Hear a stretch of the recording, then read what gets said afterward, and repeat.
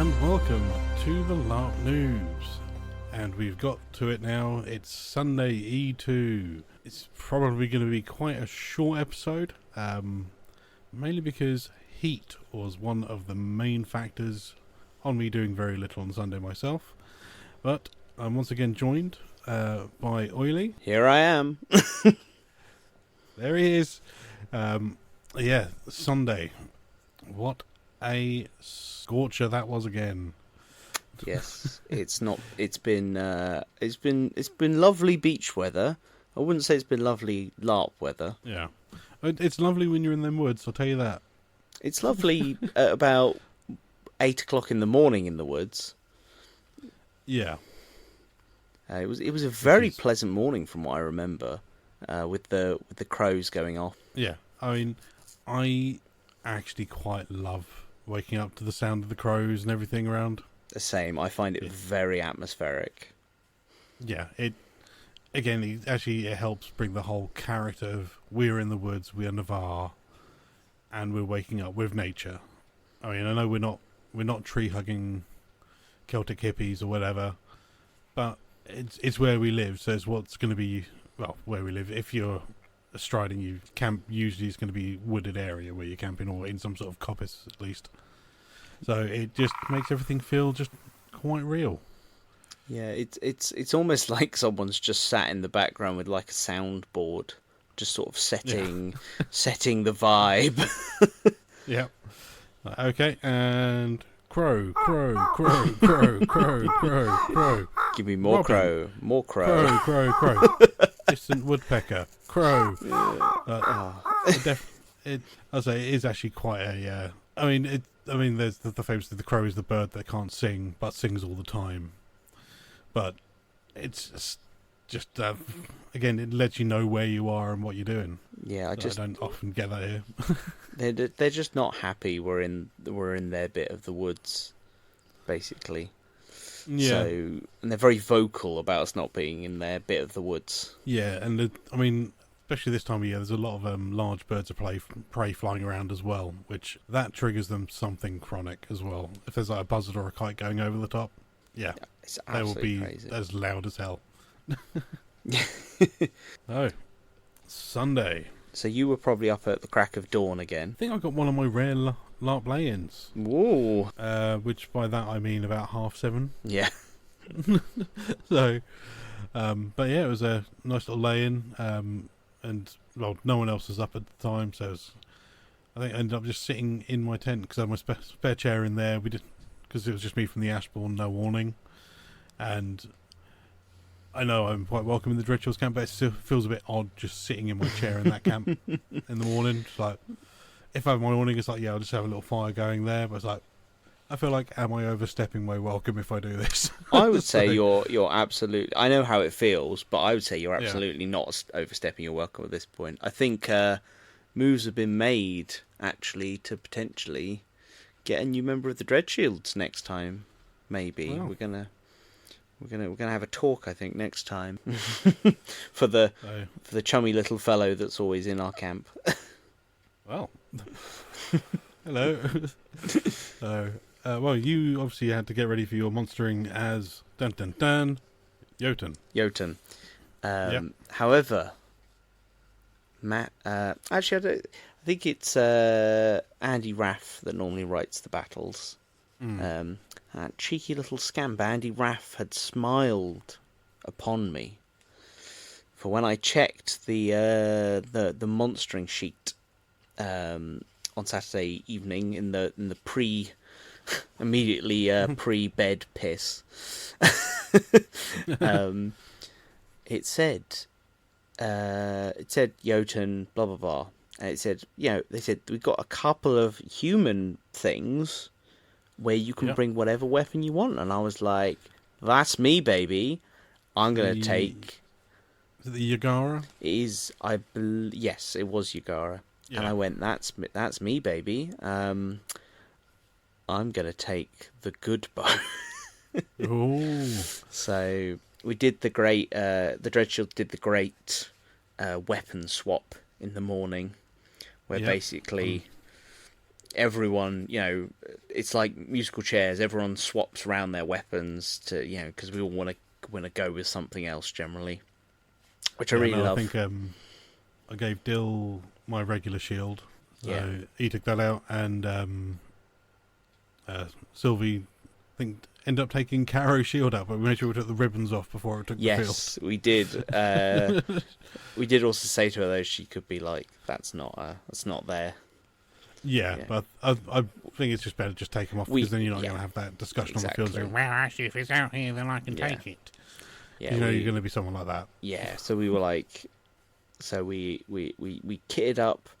It felt very strange. We were like, okay, who's got a spare shield? Who's got a spare axe? Yeah.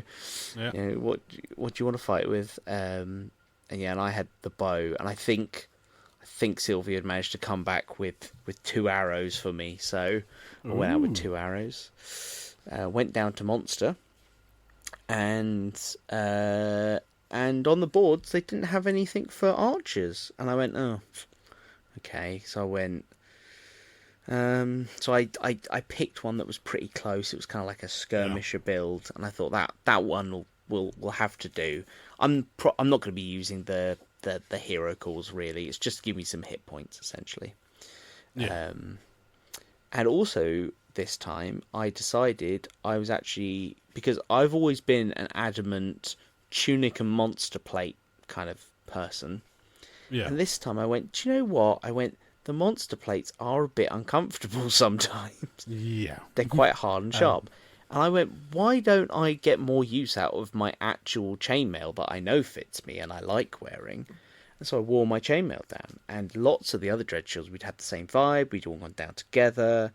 This nice big group. And right as we were going for our orc masks, one of the refs was like, hey, they're like, where are you guys going? We're like, oh, we're just going to get some orc masks. And they're like, do you want to be a special Yugara unit? And we went, we absolutely would like to be a special Yugara unit. Oh, yes, nice. please. And there was like 5 or 6 of us. And then we went, oh, we've got like 5 or 6 more mates as well. And he went, oh yeah, grab them as well. And so we stopped them getting orc masks and pulled them over.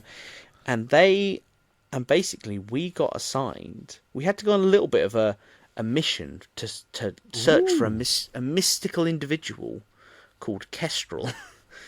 We did eventually find Kestrel, but Kestrel was not sort of the person we were supposed to be going for.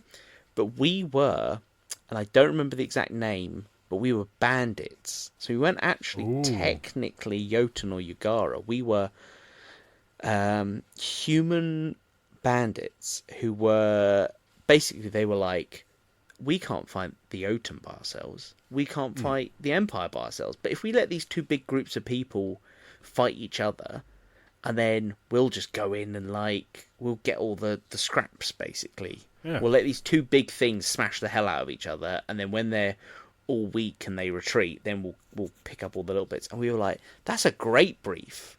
That was a lot of fun, because I do have certain choice comments about having to monster as Yugara all the time. So, but, such is the nature of the beast. But getting to these bandits was really, really fun. And it actually turned out there were so many. They managed to pull so many, because this was mainly an archer unit that then had some melee attached to it as sort of an archer guard.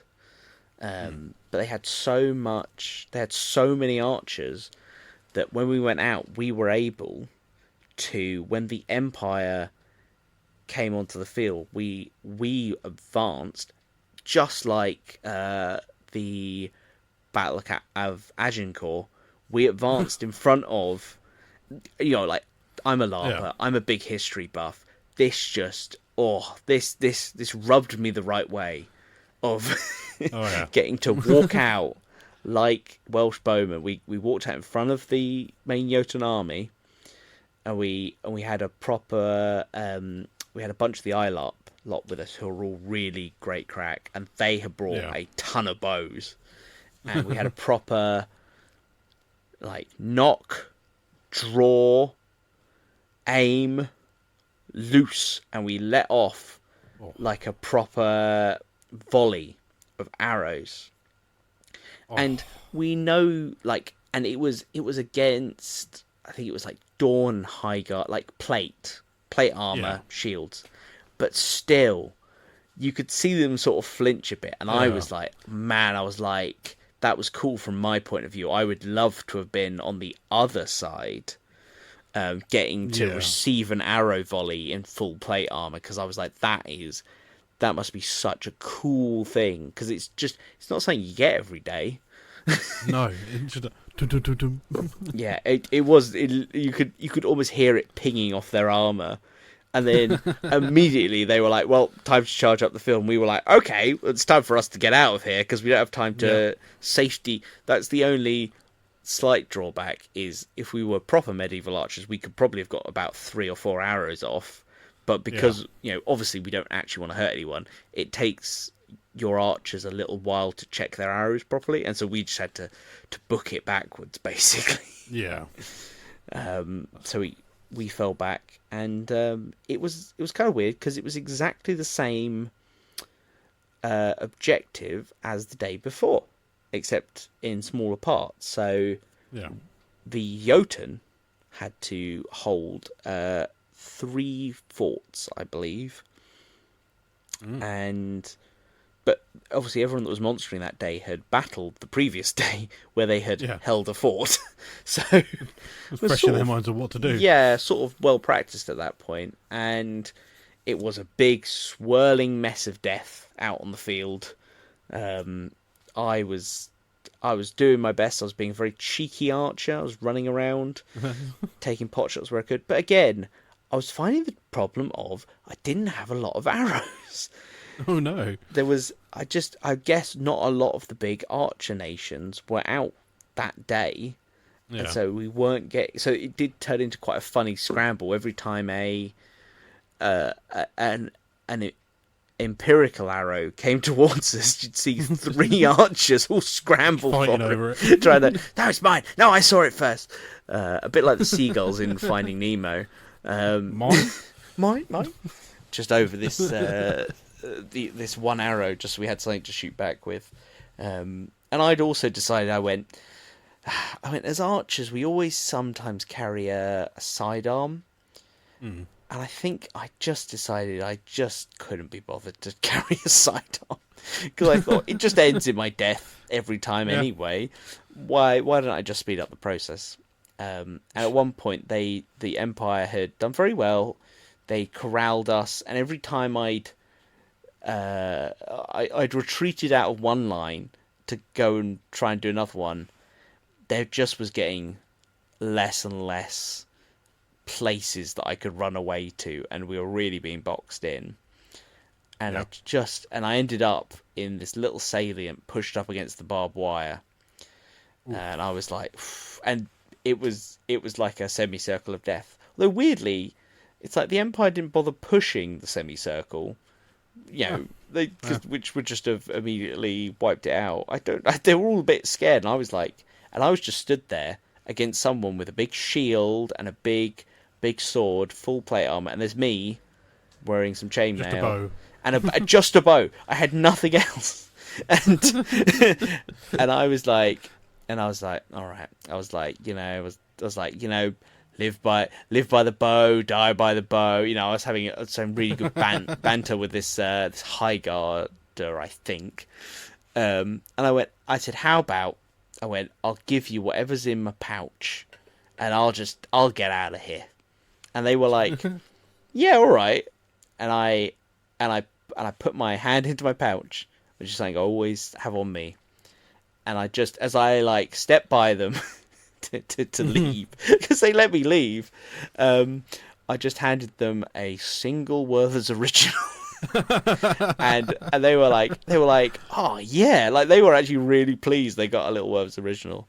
Because normally that's our thing in Dread Shields, is if we have a really good fight with an orc, we'll leave them. When they're dead, we'll give them a Werther's original as like a well done. And when I'm a monster, I like to have World's Originals on me so that when people loot me, they get a World's Original, because a lot of the time I don't have like anything actual. And people are always really pleased to receive a little sweetie. They're like, oh, thanks. I'm like, no worries. So I got out there, I went back to a respawn, and then the battle had advanced into the woods at this point to the other two forts. I was really feeling the heat at this point, though. It got very... it got much more muggy and humid in the forest. However, I'm a much better archer in the forest than on the field. I find there's a much better, much more opportunity to hide behind a tree or like in a bush and then pop out, send a shot downrange and then disappear again. Yeah. So again, some of my favourite stuff. And I ended up in this little fort, and it was the last fort they had to take. So they'd almost completed their objective, and again, I was getting like major like medieval siege vibes. It was really cool. And we basically, there was two entrances to this fort, and both of them had a nice line of orcs with shields in it, and they had some long arms behind. And then there was me, and I was just like, I'd find like a tree stump just to give me a bit of elevation. Yeah. So I could shoot over our own lines, shields. And I kept seeing, if you've listened to Saturday's episode, I saw the Earl that married me. I saw her out, and I made eye contact with her. And then when she noticed me, because I wasn't wearing an orc mask, she therefore knew it was me. And I made sort of like a kissy face at her, and she was like, "Ooh," like, and I was like, "I'm watching you," And so I was sort of, I think I set a couple of arrows her way, but she was quite good at hiding behind shields. And then also, I was doing a lot of ducking out the other, because I discovered I could duck out the side of the fort, and there was a ditch in front of the fort that the Empire were going to have to go through before they got up into the fort. And because there's this whole thing about you don't want to fight in a ditch. Fighting in a ditch is awful because you're just at a disadvantage. So I've had a few fights around that fort and pulled many a 0 HP person out of that ditch. Exactly. And I went, so no one wanted to go into the ditch, apart from a bunch of us archers who were just there. So we would I basically just, same as I'd done on Saturday, I just tap someone on the shoulder. I would go, "Excuse me, mate," and I just got to open up a little gap in the shield wall. I'd walk out into the ditch, ping off a load of arrows at some, and because you're in the ditch, you're lower, which means that you're at nice soft leg height. Yep. So as I'd let a couple of arrows off, and then once the Empire started to notice and they were going to charge us, just hooked it back into the fort. I think it's gonna be up. I reckon it's top 3 monsterings for me. Nice. It was really good. And the Empire, they kept pushing the fort, and they get like 2 steps inside the fort, and then something would happen, and they kind of just fold again, and they pull back, and they did that like 5 times, and they just couldn't make it stick. So unfortunately, this was a loss for the Empire.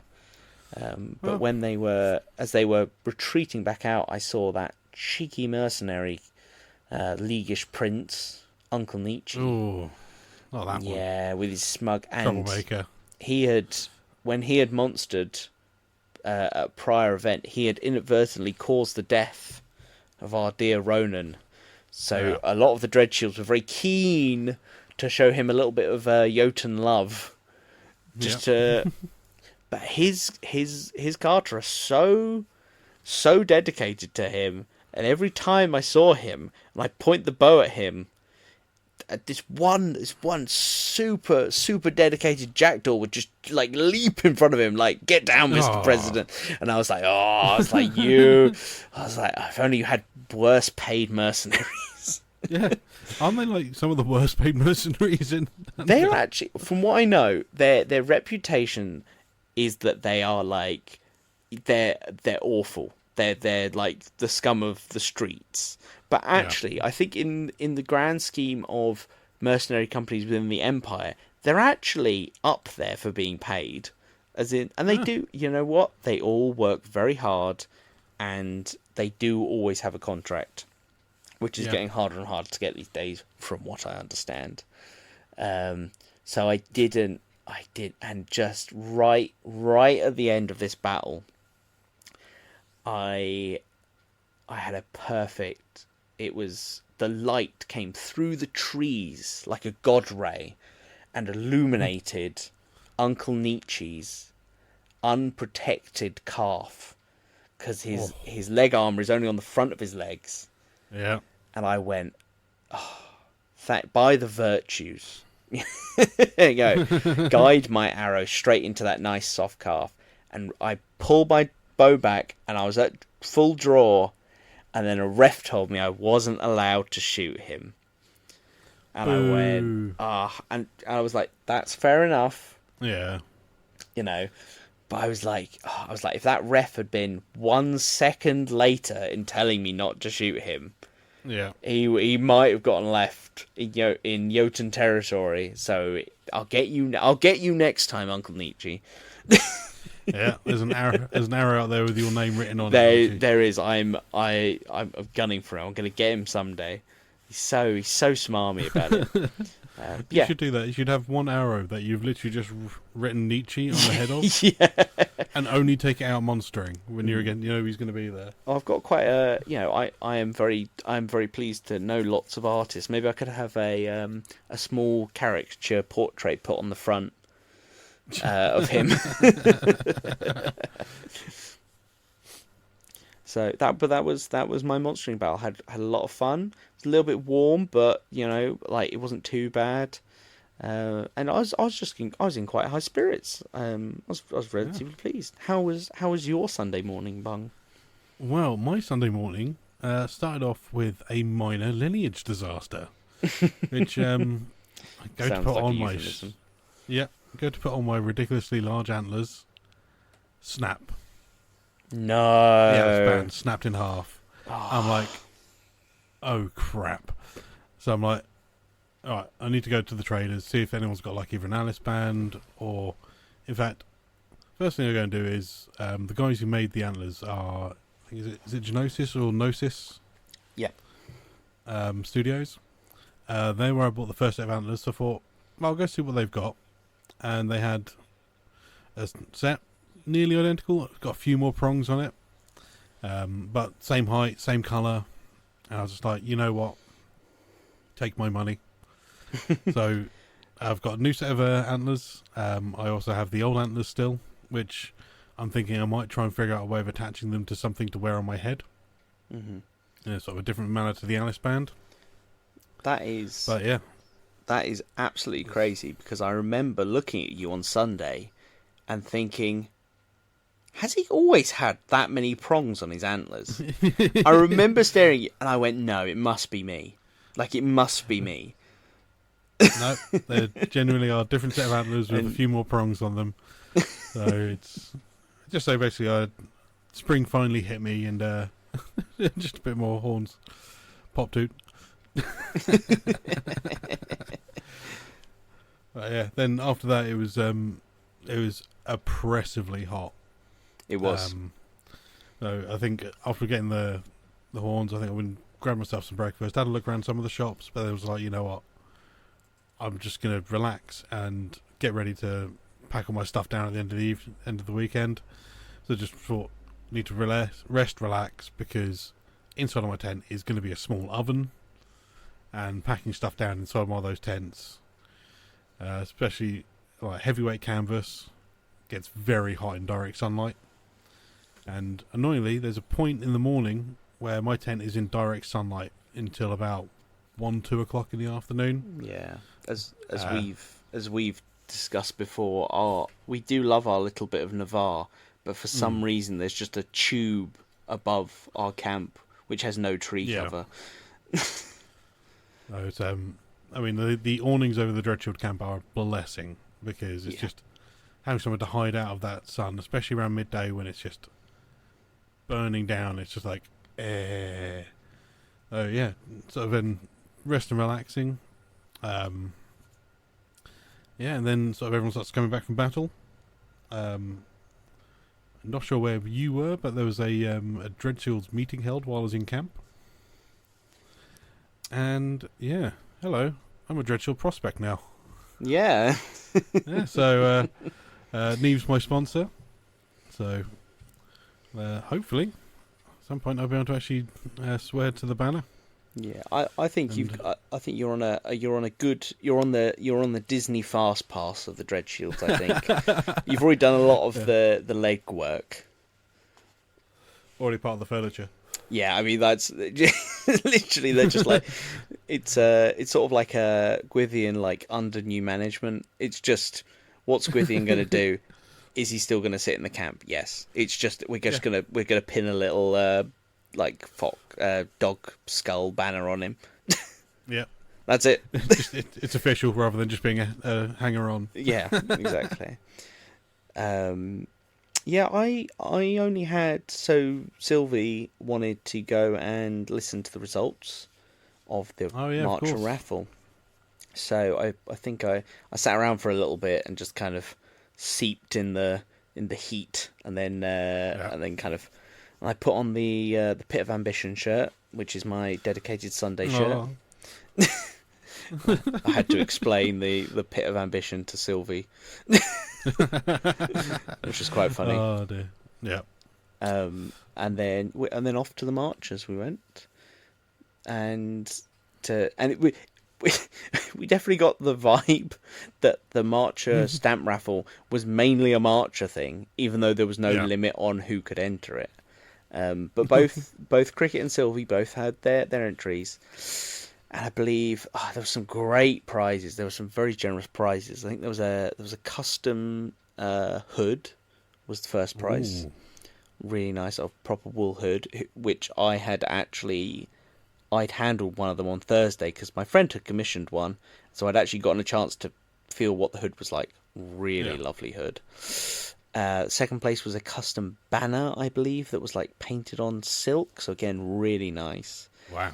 And third place was, I think it was everything out of the donation pile, so it was like a bunch of money, a bunch of resources, mana, stuff like that. And then they went, oh, we have these three things were always the prizes. Yeah. They said, we have a last minute fourth prize. It's 25 bags of fudge. And I went, and I turned to Cricket and I went, one of us is winning that fudge. Mark my words. I said, this is it's a very generous prize, but it's sort of a little bit of a burden. And I went, yeah, it's like, we don't want to take all this fudge home. Yeah. We're giving it as a prize. And I was like, I just know that one of you is going to win that. And they read out, first place, second place, third place, all went to marchers, which I was perfectly happy about. And they read out the fourth place, and it was Sylvie, our very own Sylvie, had won 25 bags of fudge. Cue us the three of us having to hold to try and take 25 bags of fudge back over to Navarre. And then, on the way, just try to give it out to anyone that wanted it. Just, do you want some fudge? Do you want some fudge? And that really, and that really brought our event to an end. I think we sat down, had a little bit of lunch, and just gently let 3 p.m. roll round. Yeah, it was a very long one. And then the glorious pack down of heat. And I don't know about you, but the traffic on the way out off of site for me was, I was queuing to get off site for about 15-20 minutes maybe. Yeah, it was not longer. So when I went to get my car, it was really bad because it had backed up, and then it was kind of interfering with people that were trying to get from the car park onto the field. Yeah. It was a whole thing, but we'd taken the sensible decision to take it a little bit easier with the pack down, Yeah. Wait a little bit longer, let it get a little bit cooler, and then we'd started our pack down. So actually, by the time I left site, it was okay. It wasn't that bad. Yeah. But yeah, I came back and I said, I've just seen the queue out there, and it's like, no, I was like, we're in no rush. No one is going anywhere for for a while. Yeah. Yeah, it was a long way to get back off site, but I mean, with the amount of people that go, it's always going to be like that. Every time you go anywhere, like festivals or whatever, you're going to have queues getting off site because you're going from a private site onto a public road.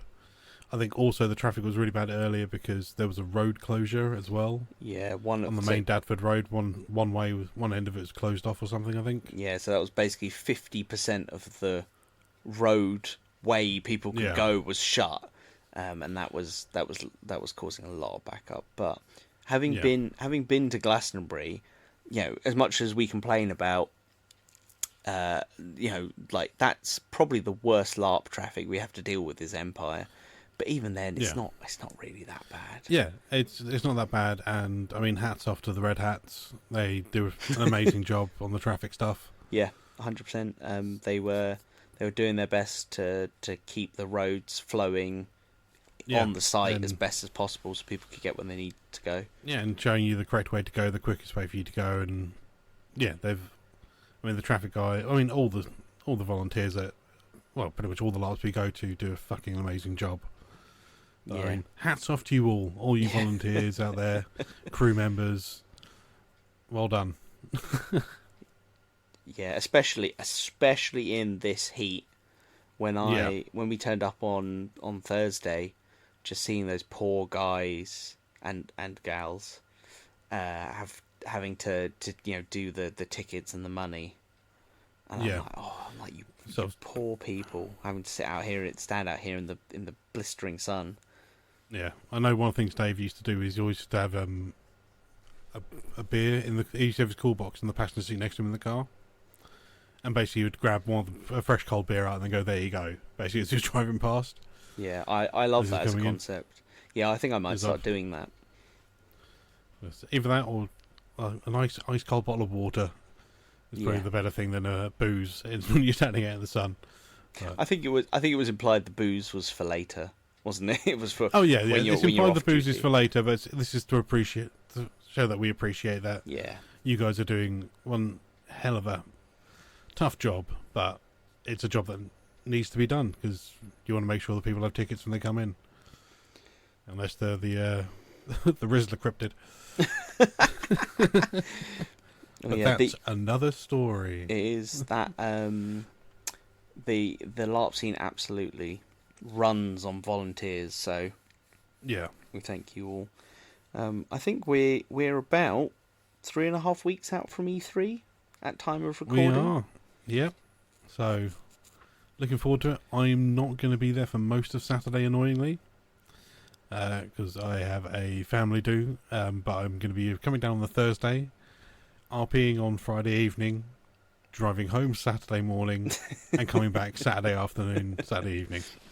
Absolutely. Because Empire's my thing. I'm having such a great time with Empire at the moment. It's I was basically said to my other half, because I really don't want to miss. Do you mind if I go, but come back for this event on the Saturday during the day, and then go back after the event? And she's like, yeah, that's fine. It's like, score. It's absolutely crazy when people are like, I love Empire so much that I'm fitting it around something that I that's a commitment I can't get out of.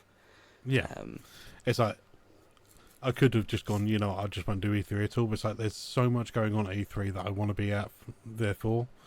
So it's what I have the benefit of I live just over an hour from site, so I can easily sort of do that rather than I know obviously yourself you're 2-3 hours.